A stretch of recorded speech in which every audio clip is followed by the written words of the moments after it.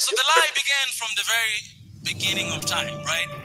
And I can ask you one question right now. What does history tell us you about Africa? Who discovered Africa? If you write right now on Google who discovered Africa, you find out that is one white man that he came and discovered Africa. And you can ask yourself that how can you discover a place that already exists? How can you discover a place that people already live in that place? It is impossible, but that's what the history tells us. That's what people believe about Africa, that it was discovered by a white man. This guy, he came, and then he went back, he gave a report, and then the next we know is colonialism, because those guys, they start somewhere to divide Africa like a piece of cake, because they discovered it, they own it, it belonged to them. But that is us. We discovered, we're the first people to know. And today you have a lot of people around the world that they think that Africa was discovered by them.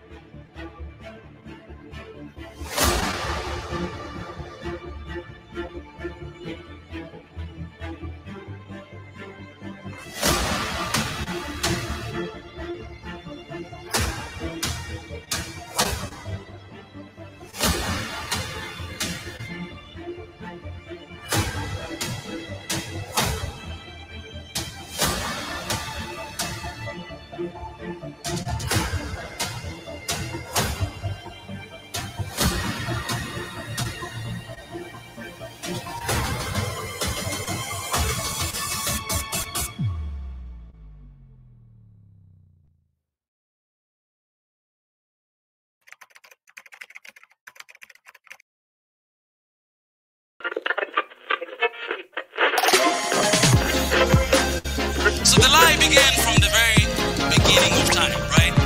And I can ask you one question right now. What does history tell us you about Africa? Who discovered Africa? If you write right now on Google who discovered Africa, you find out that is one white man that he came and discovered Africa. And you can ask yourself that how can you discover a place that already exists? How can you discover a place that people already live in that place? It is impossible, but that's what the history tells us. That's what people believe about Africa, that it was discovered by a white man. This guy, he came, and then he went back, he gave a report, and then the next we know is colonialism, because those guys, they start somewhere to divide Africa like a piece of cake, because they discovered it, they own it, it belonged to them. But that is us. We discovered, we're the first people to know. And today you have a lot of people around the world that they think that Africa was discovered by them.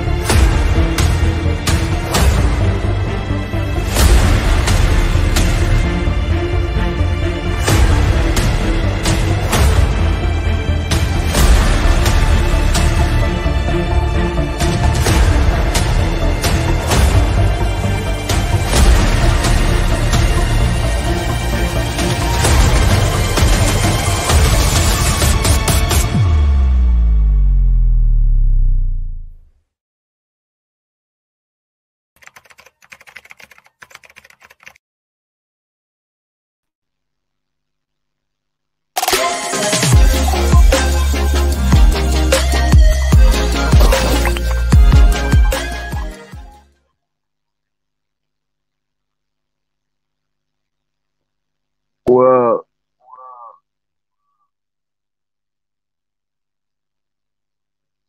hello?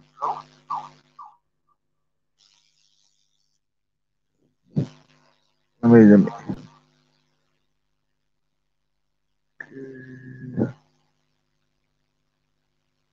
Hello?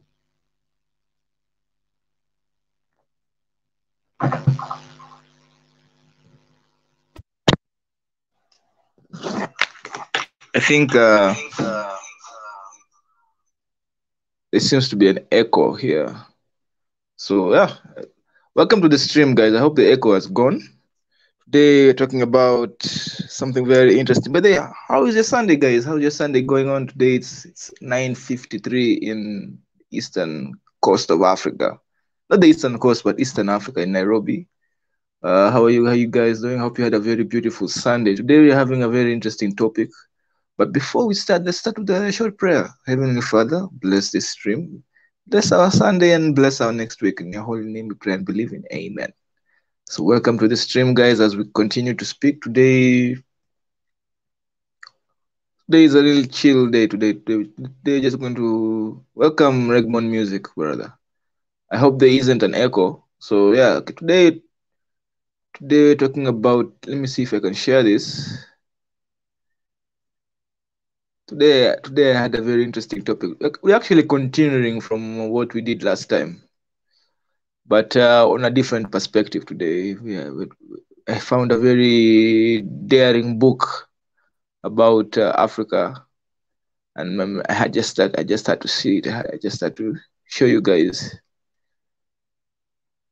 This is a website called African Arguments, but it's talking about, is it time to abandon decolonization? So let's see if I can get this ban up here. Is it time to abandon decolonization? Everybody needs to, just ponder on that question. Is it time to abandon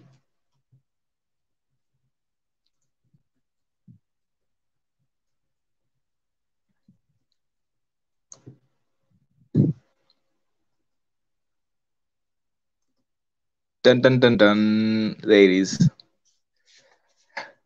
Well, man, I'm sorry I took a little bit, few minutes late because I was eating something called smocha. So it's a Kenyan delicacy. Yeah, it's for those who don't know, Google it, smocha. I think, I don't know if it's similar to tacos. I've actually never had a taco, although I've seen it on like all the movies and all the media. I've seen it, but I've never actually had one. But yeah, that's what I've been munching on this night. It was it's quite delicious, really. When you guys travel to Kenya, I don't know if they offer it in Tanzania, because I feel like they should. Maybe they would do. We usually have the same foods across East Africa. So yeah, but yeah, for those who are curious, get yourself a smocha. It's called smocha. It began as chapo smoky, but now it's become smocha, and it's becoming more and more a Kenyan delicacy. But as more and people enter the stream, give a shout out, say hello to, in the comment section as more of you enter the stream. Today you're talking about decolonization. We found a very interesting article because it's very daring. And I'm all about different thought. I'm all about thought that isn't out of isn't mainstream. So yeah, it's talking about decolonization has become an uncritical and condescending buzzword used to police what it means to be African. Argues, it's a new book. It's a book by let me see if I can open the link here. I think it's a Nigerian or it's a West African that has written this book, by the way. Sometimes we need to Olufemi Taiwo. I don't know what type of, I don't know where he's from. Olufemi Taiwo. He's the one who wrote the book. The book is called Against Decolonization, Taking African Agency Seriously by Olufemi Taiwo. So I haven't read the book yet, but probably before the end of the year I'll get it. It's $15 in I don't know if it's Amazon or something. It's 15 euros in Amazon or something like that. But it's a very interesting book, as you can see. So yeah, today talking about, does decolonization as an intellectual project harm scholarship, in or on Africa. It's last Sunday we talked about what are African values. We didn't talk about it because there are none. Honestly, I don't feel. To me, when you Google African values or when you Google African principles, you're going to be really disappointed. You're going to, like, oh my God, hospitality. That's a like it's really annoying. But today we're talking about.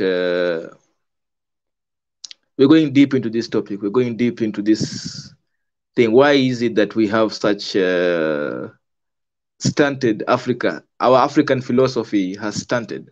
Why is it? Because me, I feel like that. So let's just continue. Let's start with this short article. Then maybe I'll open the stream. The philosopher contends that we should limit our use of decolonization to what he considers its original and much more clearly delineated meaning, namely government in politics and economics. When the idea of decolonization becomes ubiquitous and is applied in all areas, from philosophy to literature to political theory, what is that? Something I was asking the other day, just last time, like, fuck, this is like a continuation of last time for some way. I don't know. This is the way things just fall into place is so interesting.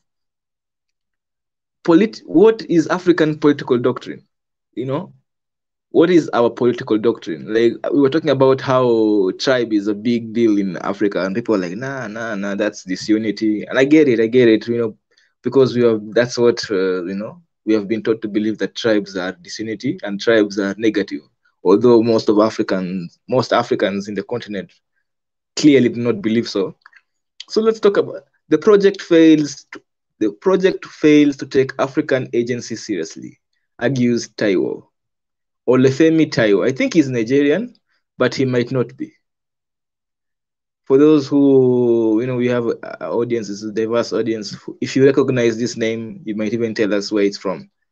But it helpfully traps intellectual to notions of authenticity, nativism, atavism. This version of decolonization, he says, is kind of intellectual xenophobia. It makes its mission the purging of any ideas with foreign provenance. Oh my God, English. Anything that is present while colonialism lasted is irredeemably sullied by the colonial imprint, and therefore can have no place in the world beyond colonialism. Such a project puts colonialism on a pedestal.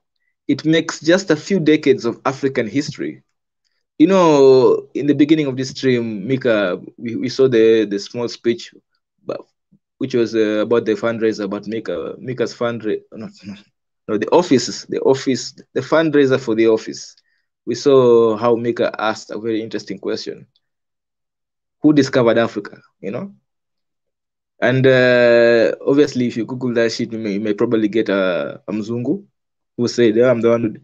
But that's the thing. We have put those few decades of colonialization, as if that's like the whole of African history. Like that's like, that's just like everything in African philosophy is just there. Beyond that, before that, we don't know anything. And this is something that is criminal in Africa. Like, I can tell you here in Kenya, most Kenyans don't know their history before colonization. They don't know. That's a fact. Like, when you ask, like, very few know.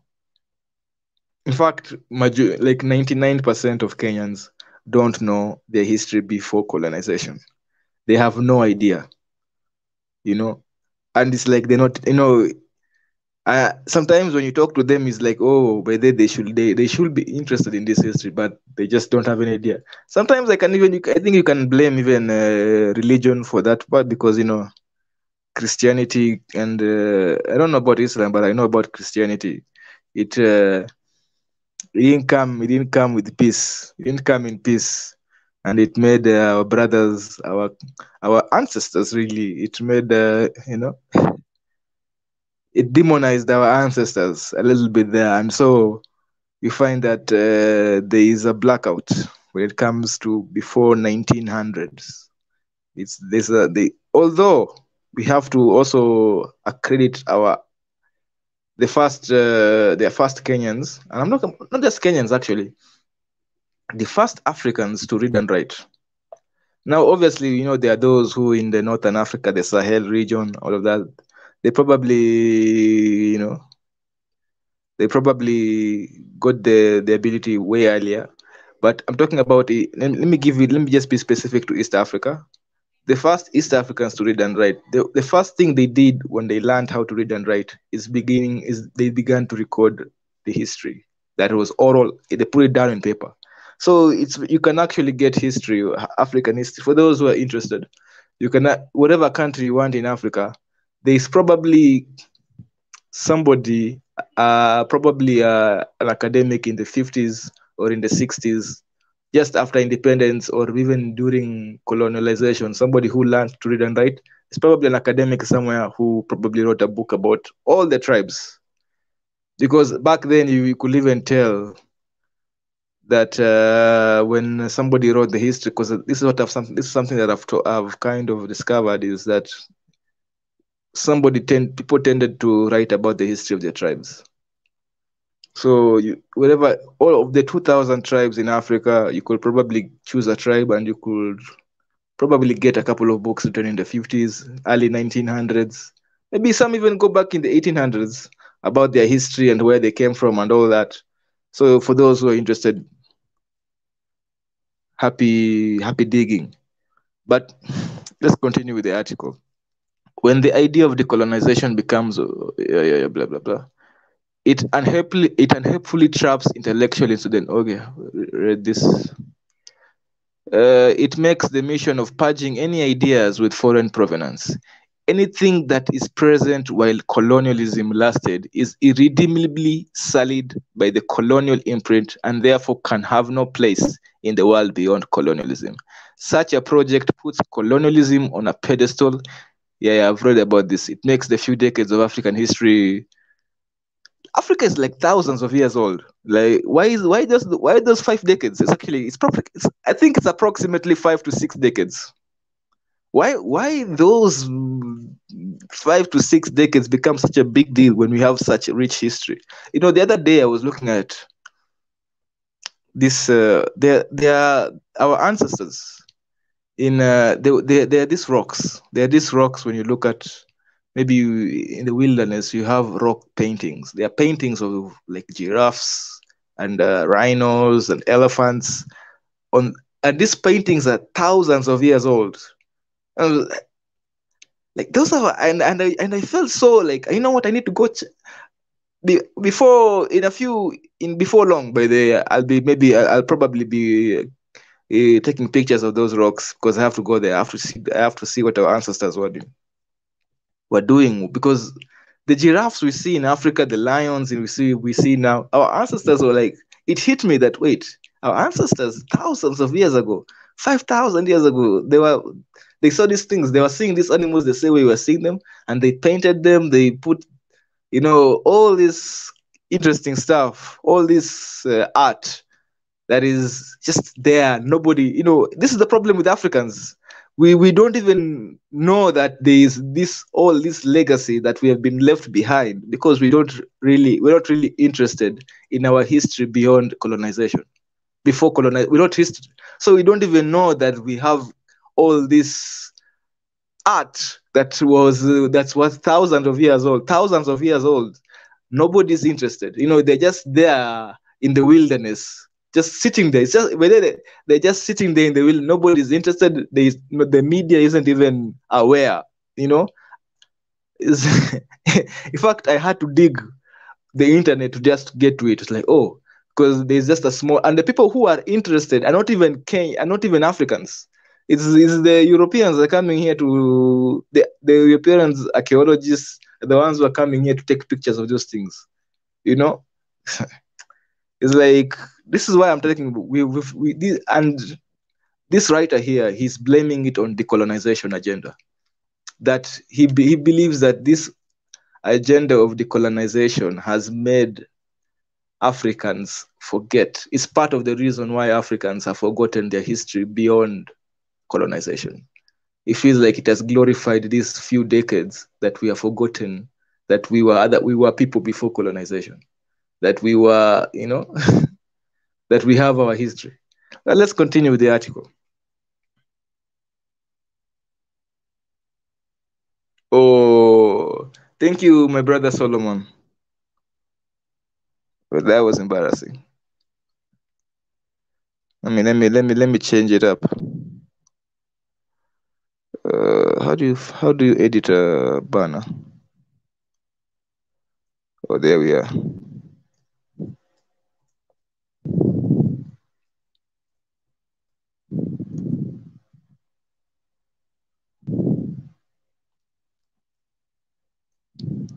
There we are.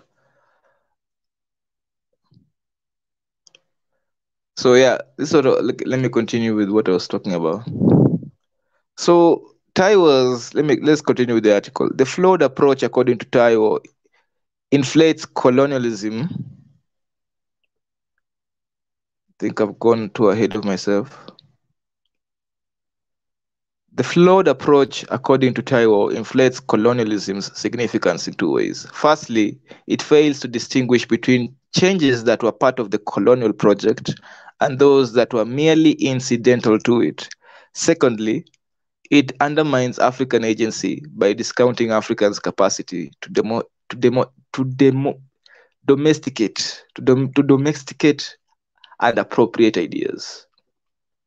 It condescendingly presumes that if Africans see value in foreign thought, it must be because their minds remain colonized. Much of Taiwo's frustration stems from the way in which certain narratives of decolonization turns Africans into permanent subalterns, prohibited from appropriating and domesticating ideas from those in other parts of the world, as humans have for time immemorial. So he claims that because of the agenda of decolonization in maybe the aspects of philosophy, even technology, or all these things, we find that foreign thought is, according to in the intellectual circles or in the academic circles, foreign thought is frowned upon. I didn't know this, but apparently this is the case, that it prevents Africans. But I think this is the case even in the African Union. Why lie? Like I said, look at what are Africa. If you look, there is no, what is African philosophy? Somebody tell me about African philosophy. Like, I have been searching. It's something this is something I have been actively searching.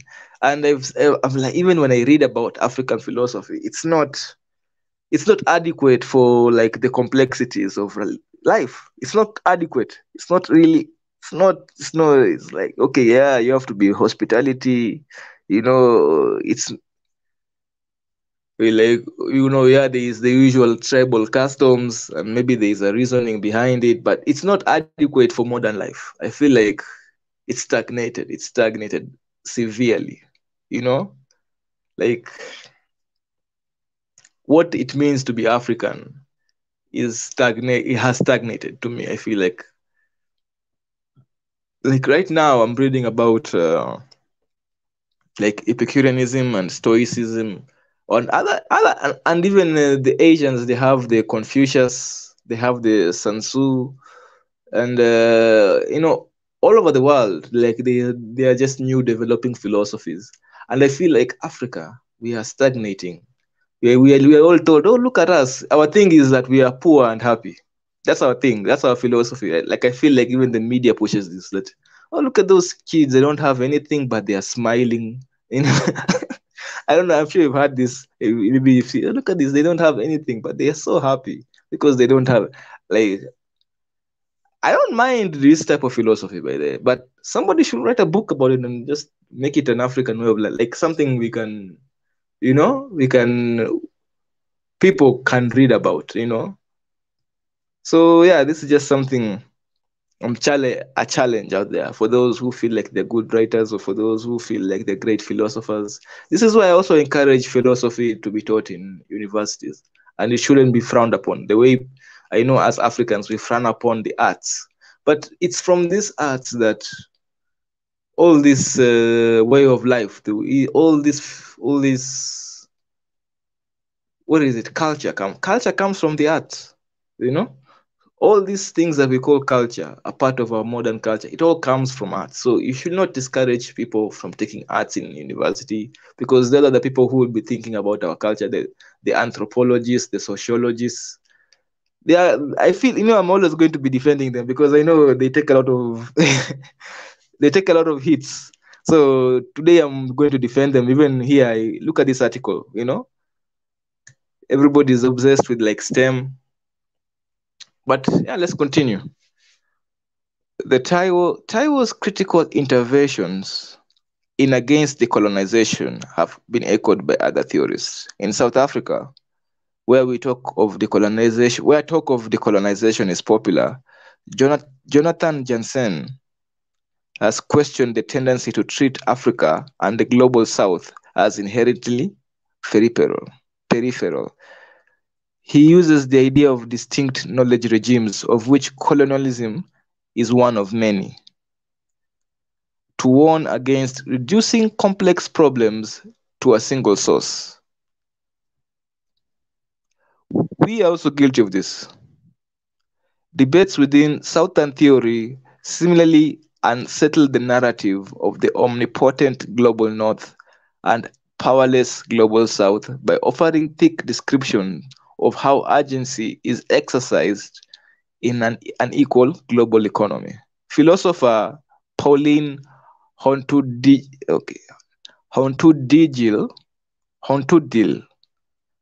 also disapproves of ideas that essentialize Africanicity. He claims, it's a man. He claims that he aims to instead open up the possibility of plurality of philosophical traditions and object of inquiry that African philosopher might turn to, by not making him or her the prisoner of any identity-based prescriptions of what authentically African approaches and themes have to look like. Elsewhere, man, these guys have complicated names. Solimane Diagne has argued that for the treatment of Africanity as an open question, emphasizing that the importance of a continuous process of translation in developing a notion of lateral universalism. And one could also invoke Achille Mbembe's call to desubstantialize Africanity, a theme that resonates with Afropolitan reimaginations of Africanness and as transcultural phenomenon. Man, academics with their languages, man. But basically what they're saying is, let me post the link for guys who wanted to.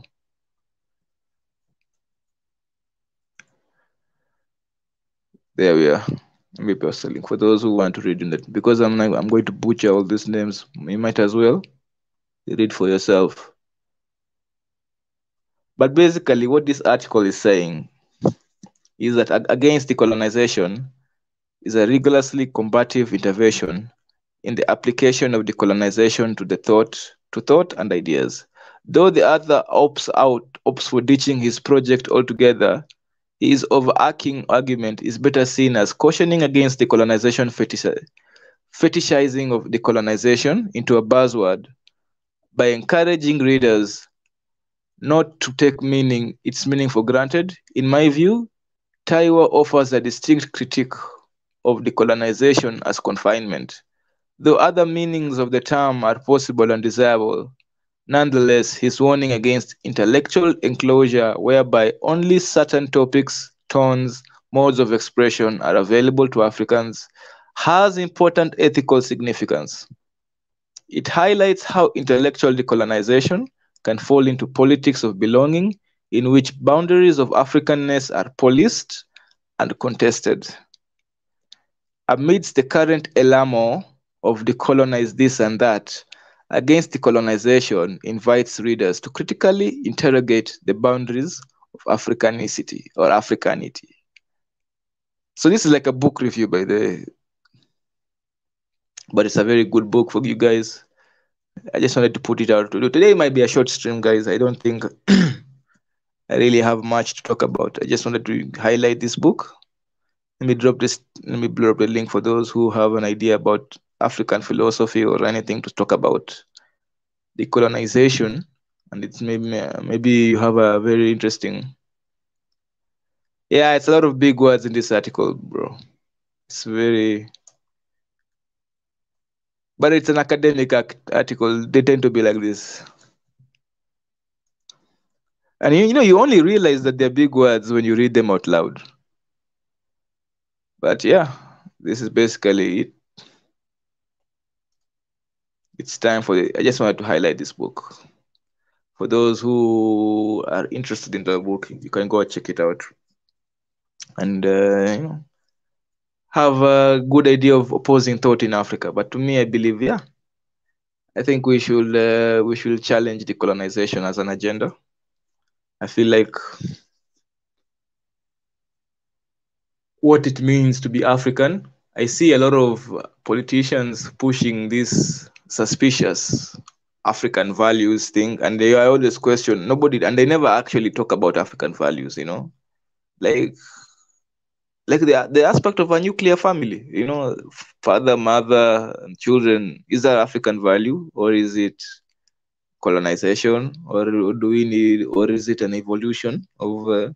In there are those who believe that, including me, that monogamy is not a thing to do. It's not African, right? It's it's an African, but still, this guy has challenged me. Like, are you saying this because Africa can't evolve beyond those 50 years? We can't, any new idea that comes from those 50 years, should we now reject it and go back to what we were? And is that not stagnation? Because as human beings, we have always taken ideas from each other, But for some reason, I think after our borders, I think it's after the United Nations, after our borders became more static, and now everybody is in like, this is our culture, this is your culture, but this culture has evolved from people socializing with other people, and learning this from these other guys, learning this from these other guys, so that then it became like, oh, now this is our culture. But now it's like there was like something happened. I don't know. I think it's after colonization. It's like a pause. Like from now on, from this going past, this is our culture. Anything new is not African, So yeah, for those who have anything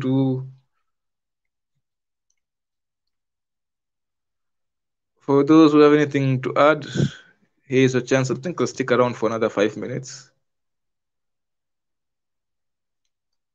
Then we call it a very beautiful night in Africa. The weather is chilly over here though, so it's like for those who are in Africa, this is for those who are afraid of cold, it's a very good time to come through. Let me see if I can share something else.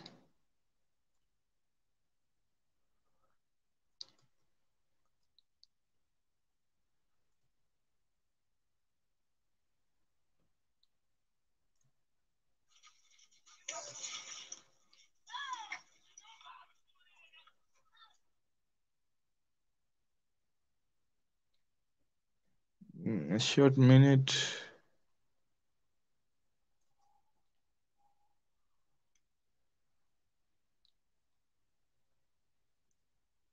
But there, guys, tomorrow we have a very special show with Mika, who is going to talk about decolonization, I think, in Christianity. So it's even good. It's just going to be a continuation and another aspect, another perspective from decolonization. I hope they sees this stream also and and maybe ask the questions for the guests tomorrow.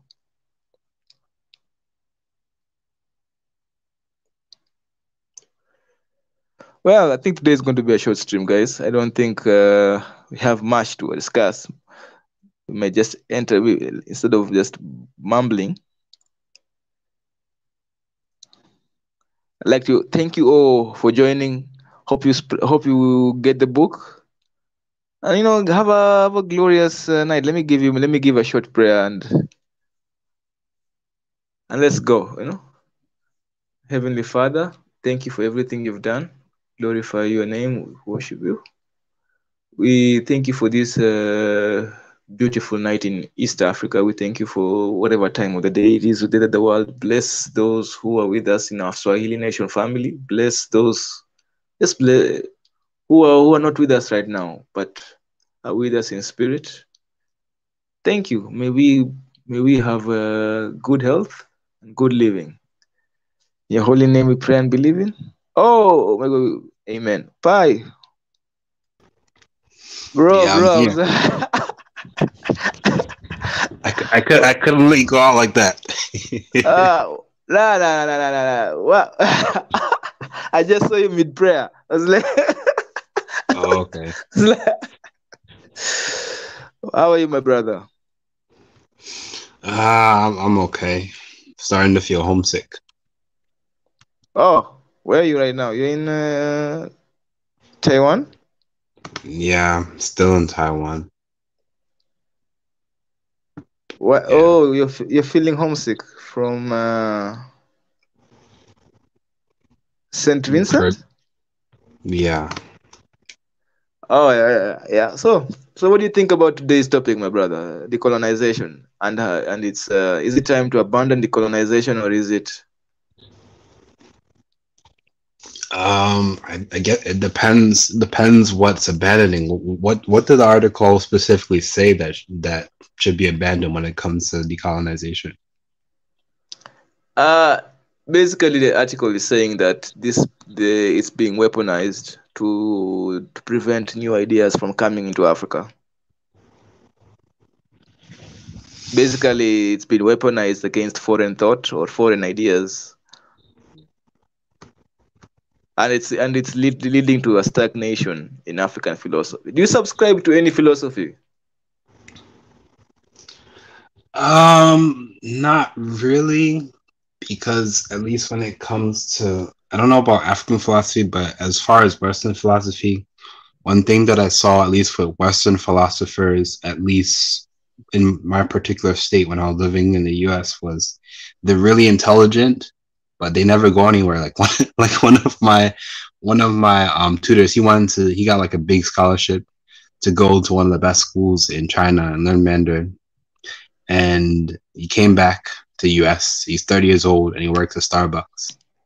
And he had a degree in philosophy as well. So I'm like, what's the point of being so smart if you don't do anything with it? But as far as African philosophy, I don't know much.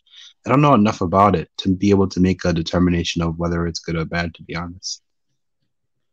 But But that's I'll the be open point. to learn. I think that's the point of the article itself. Like, way like when it comes to Asian philosophy, you hear the guys of you hear the likes of maybe Sansu, maybe Confucius. I don't know. There are probably even the Buddhists. There are probably multiple philosophies when it comes to Western. But I mean, when it comes to Asian, also Western, you look at the Stoics and the Epicureans. I don't know about American philosophy, or that's the same as Western philosophy. But when it comes to African philosophy, like it's really broken down to just like hospitality, and anti-LGBTQ. That seems to be something deep, but it's really stagnated to me. I feel like it's stagnated. Okay. What do you think? I don't know, but I don't agree with this whole don't abandon decolonization thing. But it depends, because there are a lot of countries that they're 100% independent, but none of their neighbors are they're not on good terms with their neighbors because they're pretty much under sanction and embargo. So again, it depends on what particular decolonization that this article is talking about, right? Like for example, like in like my region of Caribbean, like Haiti was the first Black Republic in 1804, right? They were the most African. Even today, they practice the most had the most largest percentage of African traditional religion, they're the ones that are most willing to fight. But yet, everyone in the region pretty much, they don't have, although they're in like what's called a CARICOM, like it's basically like our regional like trade pact. No one trades with them. If you look at a map, like a visa access map, no one, you have to get like a visa required. Like most places, like it depends on like what do you mean by decolonization. Like, I feel like is like all these nations that are so-called not that are trying to be independent, like for example like Mali or Guinea-Bissau, they put a lot of pressure on. So I don't think they should necessarily abandon decolonization. I think just when talking about decolonization, you have to have a plan. Like it can't just be used as a buzzword, as you were saying earlier. You can't just say, "Oh, let's decolonize everything," and then when all these sanctions and embargoes and all this different stuff comes on one particular nation, and you don't have a plan, just like you end up having to go back to the IMF, the World Bank, and then you're in debt again. It just doesn't make any sense. It's like you start from square one again, and now it's even worse. And now your people are starving because they're under sanction and they don't have access to any of the world reserve currencies. So you're pretty much at square one again. Yeah, okay, I understand what you're saying, and actually the article says that decolonization should have been left to its original meaning. Like when it comes to decolonization, it should be about self-determination and self-governance, right? That's what I think. That's why the article is saying that. I think the whole book, that's the whole book. That's the point, that it should only remain in those spheres. It should not expand to other fields or other where people cannot even have ideas, without being accused of decolonization. Like the music, a lot of people, even, and I'm guilty of this too. Like if you watch the last stream, we were really going hard on like modern African music, right? Because of it's like that's not African music, like that aspect. That's not African music because it has a little bit of, maybe it's borrowed something, one or two things from the Western style of music, or maybe some type of lyrics or something. But I feel like that shouldn't be stopped. That it should just be embraced, that African music is growing, right? It's developing into, because just developing into something different. That's what I'm trying to say, that it should not be stagnated in the name of, because it's foreign thought. And this happens in a lot of things. I see it even in the or do you not see this in the Pan-African societies or Pan-African circles, where new thought, because it has Western origins, there was a time even education in itself, like it's criticized because it's Western education. It's that we should go back to this ambiguous African education that we really don't have any recollection about, but because of this decolonization agenda, it's being pushed. These are the ideas that are being pushed. So what do you think? Well, that's a big question. I mean, there's nothing wrong with. I don't even think it's just whether you're talking about like Western education, Asian education, Chinese education, all these foreign education. There's nothing wrong with borrowing from someone else's culture, as long as you're looking at it from your original cultural lens, in my opinion, right? Like for example, let's take on Nigeria, right? Their divorce rate is like 0.7%, right? Yeah. Let's say you have a bunch of NGOs, right, that are sponsored by Nigerian Americans. Like, oh, we have to improve Planned Parenthood. It's a misogynist society. There's not enough rights for women. There's not enough rights for children. That kind of thing. There's not enough egalitarian values. Okay, let's say a lot of that type of viewpoints creeps into their society. Now all of a sudden, one of the last nations in Africa, well, I wouldn't say the last nations, at least the ones that are have like a high GDP or whatever, is doing somewhat successful. you're gonna basically ruin the country, because now there's no such thing as, there's gonna be no generational wealth. Like, you're gonna have the same separation of society, separation of families and communities as happening in the diaspora, whether you want to say from the U.S. like to the Caribbean to South America. What's the fun in becoming rich or wealthy or successful if you can't pass it down to the next generation because the family is pretty much broken and like suing each other and trying to, that kind of a thing. So I think it depends. As long as you look at it to if you do borrow from a different culture, that it works for you, so it works for your particular society, in my opinion. Yeah, okay. I agree with you that it should. Okay, I think we are on the same page. I think the whole point of the stream was that we should allow Africans to expand their knowledge and to borrow from other cultures without it being offensive to or a threat to African values. I think that's the whole point of the stream, because I felt like, if you Google, let me just show you this stuff. Let me see if I can share this screen. See if I...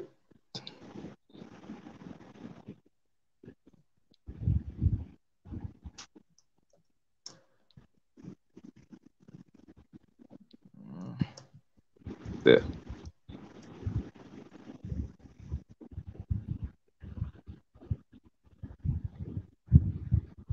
Like, if you look at other African values, a sense of hospitality, good relation, sacred and religion, sanctity of life, respect for elders, authority, moral. Like, they're not that deep. Like I said, they don't expand. They don't really expand. Even if you look at books for African philosophy, they're just so general, you know. It sounds like some humanism that can be applied to any culture. Why is it so vague? Like, it's because there's no African. Like, that's the thing. That's why you've never heard of African philosophy. It's like, it's just, people need to be allowed to just borrow and expand their thoughts. And second of all, I think it's also this thing of trying to not, like, there are 53 countries in Africa. That's a lot of countries. So there's obviously going to be differences. Like, so this thing of trying to put Africa, like, when they talk about African values, like as if it should be like one thing. Some countries, and it's okay, and it should be okay for like African countries to have opposing values. It shouldn't be. This aim to have all values that are acceptable only all 53 countries is making it look so vague. That's why, like, sense of hospitality, like, like these aren't really African. These are just global. You can just make it global values in it, and it'll still make sense, right? Like, good relations, sacred religion, sanctity. Like, it's not. There is a stagnation when it comes to African philosophy, and this aspect of decolonization, and I feel like even sometimes Pan-Africanism, as much as good as it is, sometimes it might be harming some aspects of our African philosophy. I feel like we should have West African philosophy that may be even opposing East African philosophy, and that should be okay to me. It shouldn't be a big deal. It shouldn't be like a huge crime against Pan-Africanism. We should just allow Africans to just like we should just see Africans as its diversity. We should allow the diversity of Africa to thrive. Like, there's a reason why we're the most diverse continent in the world, right? We should allow all these tribes to have their own philosophies instead of like pushing down on them, and any talk of tribe looking like as if it's a talk of disunity. Like, I don't know if you watched the last stream. This is just a continuation of that, just a conclusion on that stream, actually. That when you talk about tribe, already some negative feelings arise. I don't know if you feel like that when somebody, maybe when an African talks about tribe, already there are some negative, like the feeling of disunity. There's a feeling of you're trying to cause division here. But sometimes we need these divisions are already there, because if you force, like, these are forced values. If you force people to have, there are places in Africa that the sanctity of life is not really is not really a value, like this. I don't know, just if you force just looking for general general values or general principles to define Africa, you're just going to stagnate all the philosophies. You're just going to, like, right now, and that's the problem with the AU. One of the problems I have with the AU. This is why I'm all about the regional, like the ECOWAS, the East African Community, the South African Development Community, the IGAD. I'm all, because I feel like those guys can actually come up with better values than this general African value. But what do you think? I don't know. But don't forget the diaspora too. Yeah. I'm pretty sure they have their own interest groups as well. That's a big one. Because even in the diaspora, in fact, let me tell you something. The diaspora is even worse, because I feel like diaspora values have been limited to American diaspora values. Yeah. Like I feel like Asian diaspora, or even South American diaspora, especially, I think Brazil has the biggest population of Black people outside Africa. Yes, it does. Well, it does, but they always play with the census to make it look like it's less Afro-Brazilian. Like you see, like when you talk about diaspora values, they usually it's just American values. It's American diaspora values. It's never really like Brazilian, because I feel like they don't have the same. They don't. It's assumed that they share the same values, but I don't think so. I don't think Asian diaspora share the same values as American diaspora. So there's also even diversity of that. There is a like I feel like, if maybe even you can even put it as not African philosophy, but just diaspora Black philosophy all over the world is stagnating because of this quest for, I don't know, is it Pan-Africanism, or is it, I don't know what the quest is. The quest for Black unity is dampening a lot of diverse thoughts. Or is it muting a lot of diverse thoughts that should be there, Oh, well, me, obviously, I'm not against Black unity, but it has to be concrete, because it gets to a point where it's only so much you can consume where it gets to a point where, like, you have to do something, man. Like, you can't just, because there's a lot of people that they try to infiltrate the community so in order for them to get their own piece of the pie, so to speak. They're just talking just to talk. They don't want to do anything. But I don't know. I mean, see, the thing is, it's hard to tell. Like, I can't speak for the Afro-Brazilian diaspora, but the thing is the same thing. They're censored. The only people that they can talk to is Angolan people, because they speak Portuguese, right? They don't really speak English. Right, so it's not like they can connect with the Anglophone diaspora, whether it's like Nigeria, Kenya, Tanzania, South Africa. They can't really speak with them because they don't speak the language like that, really. You know what I mean? They're censored, so it's hard to tell whether they have the same values or not. But one thing that I do know is a lot of Afro-Brazilians, they speak a lot of West African languages, liturgical languages, meaning like they speak them like as if it's like it's still part of their values, so to speak, but it's more like liturgical, like how, like, there's like Gez and Amharic, that kind of thing. So I'm pretty sure they have similar, but not this. It's hard for me to speak for them, really. We never really hear anything from them because of the censorship. Yeah. Okay. Yeah. Obviously, there's also the language. You put another aspect that there's also the language barrier.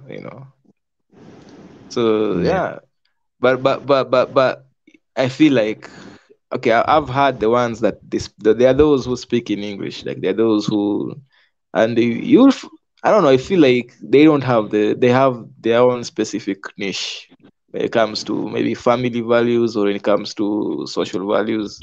I don't know. I feel like there's no way it's the same. I feel like they have different values to me personally. From what I've from just listening to the ones who speak English speak, and there are those also who come. There are actually a lot of them migrating to Africa. I think Oh. I've seen there's actually a couple of Brazilians in Kenya. I've seen them. So Really? I don't know.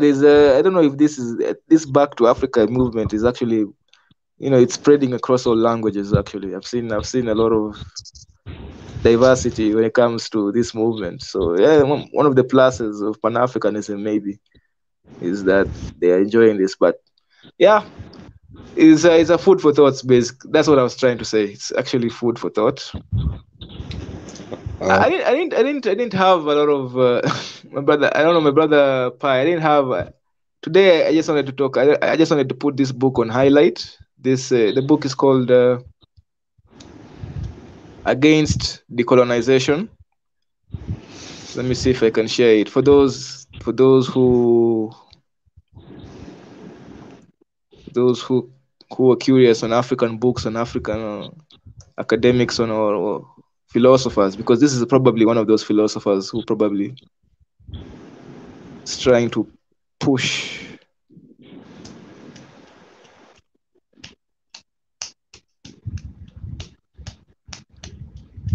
So Against Decolonization, Taking African Agency Seriously, Olufemi Taiwo, a leading political philosopher, searing intellectual and moral critique of today's decolonization movement. So yeah, this is for those you're talking about. You didn't know any African philosophy. Here's one. Olufemi Taiwo. They're there. We just need to give them publicity. We need to give them some space, recognition, so that maybe we can have an African way of thought, or diversity in African way of thought. But that's the message of today. I don't have a lot to say today. I didn't plan to have a long stream. I really just wanted to highlight this book and talk about it, give out its highlight, its talking points, and call it a stream today. Today, I've seen, and I'm not just seeing myself. I've just seen a lot of guys. Today's a chill day. I got, tomorrow morning I have to also prepare for the holidays. How are the holidays treating you in Taiwan, my brother? Oh man, that's not good. It's not. It's terrible. Because it's because of the culture, right? Yeah. Meaning, like back when I used to study Mandarin in the U.S., right? It's really strange.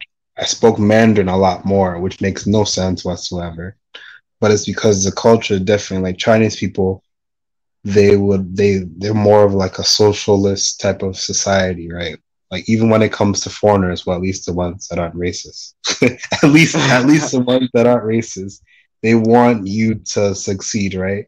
For example, right, if you're someone that's really good at speaking, but your grammar is terrible, they'll put you with because there's over hundreds of people that are like Chinese descent there. They'll put you with someone that's good at grammar, but maybe they're learning English. Maybe they're like a doctorate student, and then you'll be able to, not only will she get better at her English, right, to be able to teach her students, right, but then you'll also get that grammar as well. So now, for free, right, you two people, they're becoming more educated, so to speak, because there are a lot of there are a lot of foreign teachers from China that teach that have better English than native speakers, and they teach English there. That's the type of society that we have for, like, as far as education. But in Taiwan, it's different. They, at least I go to one of the best Mandarin schools here, but they want you to be like a independent student. They want you to learn everything on your own, right? There's so much work you have to do on your own. I'm like, what's the point of me being here when I could just go back home and have someone help me with my grammar, and I could spend more time like working on my total fluency, speaking English, reading, writing, grammar, everything. But now it's just I focus so much on grammar that it's actually my fluency is getting worse. You know what I mean? It's quite strange. Yeah, I don't know. Oh, no, I understand. Wait, Taiwan is socialist. I didn't know that. I thought it was. No, China. No, China is more socialist. Taiwan, they're more individualistic. Like if there's a problem, all of a sudden, all like even if they're foreign and they're friendly, it's not my problem. Pretty much, that's how it is here, and it's more individualistic. It's more competitive. And is that a product of like Colonialism? Western colonialism? Yeah, a lot of people in Taipei, they're fond of Western type of education system. Yeah, this is a product of and I'm guessing this type of argument is happening over there too, right? No, I think they're pretty well. Or are they just comfortable with it? Yes, but most people are Western leaning where I live. Oh, so they're comfortable with they are not are there those who are like the old Taiwan way, the old Taipei way, Well, you see, before they used to teach more of like mainland history, Chinese like history, but they changed the textbooks, right? They changed all the textbooks, and now most people they have their own this new Taiwanese identity, which is sponsored by the Americans. So, yeah, it depends really, but I don't know. It's pretty hard to be here by myself and then having this issue. I don't know. I might have to go back. See, if I had the money, right? If I had the money and my parents were helping my education, I'd just go back home. But I'd rather get my degree first and then go somewhere else, to be honest. At least then I have a degree, so it's easier to find a job than just leave and then go back. And no, I'm not doing that. To my former university, I can't do that. I have to finish first. Yeah. Oh, okay. So you plan to go? Oh, I heard you plan to go to Tanzania or at some point. Yeah, I already started trying to learn Swahili on my own. There's a program on Italki. They have over 100 different languages. Like they have like community tutors where you can learn like over 100 different languages from like online. There's tutors from Tanzania, there's tutors from Kenya, Rwanda that speak Swahili. So yeah, I want to eventually learn and go in December or November or somewhere in the wintertime next year, hopefully, if everything works out. Yeah. Oh, well, hopefully we hope for the best, my brother, for you, man. So that I don't get too depressed on the holidays, I thought there's no huge African community in Taiwan. No, there's some. I run into some every once in a while, but even so, they're usually all working. They usually come here to work. Most of them are not young. So them are like working like some tech job or something like that, trying to get some experience and go back home, like be exposed to new technology and then go back. There's not really, like I met some Gambians that were doing that sort of thing a few months ago.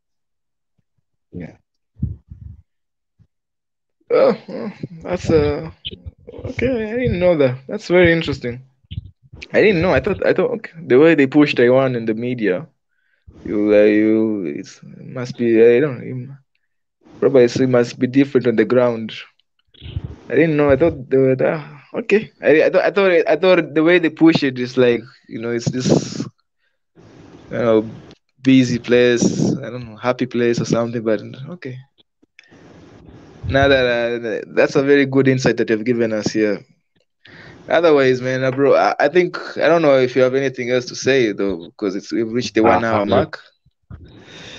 And my plan today was just to push this book for those who were looking for African philosophers. I think I've pushed it enough. For those who are new, like my sister Sarah Tesema, welcome. The book is Against Decolonization by Olufemi Taiwo. Go guys, check it out. Let's push African philosophy out there so that we know. And also, you guys, if you have a book, or if you feel like writing a book, or if you have a philosophical thought, or you feel like, hey, this is a very interesting way of life that I've just come here and push it for us so that we can have this bustling community of, is it intellectuals or philosophers? Like the ones I saw, because I've been reading a lot about philosophy by the, and I think I began reading about African sage philosophy. Then now I'm reading about Greek philosophy, and I'm not going to lie, Greek philosophy is so like these guys were thinking, like, and I found out about Greek philosophy by reading the Bible.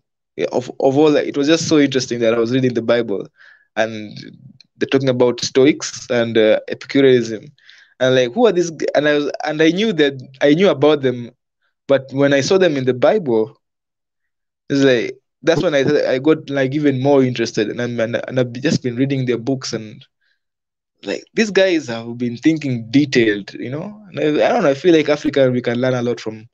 I know this might be a criminal statement in a Pan African channel, but there are things as Africans we can learn from the West. Like I genuinely, I used to not I used to not like that statement. I used to be part of the guys who are like, hey, don't ever say something like that. That's decolonize your mind. But now I'm like, I understand it now. I feel like, yeah, there are things as Africans that we can learn about the West. One of them is the contentious GMO. I know, guys, you've already known my opinion on GMO, so I'm not going to push it too much. But I feel like that's one of the things that we can learn. Because if we stay behind here, when people are dying of hunger, and I see it every day, and maybe when you're not seeing it, it just looks like the couple of numbers. But if this thing can help people, if our own scientists can be given the freedom to develop this, to be capitalist, if the world is capitalist, then if that's the best way to to thrive in this world, then we should do it. Like the way Taiwan has totally embraced the West, and they're thriving, right?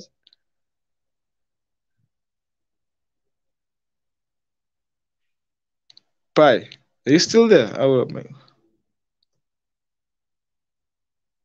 Oh, my brother Pi left, but thank you, Pi, for coming in.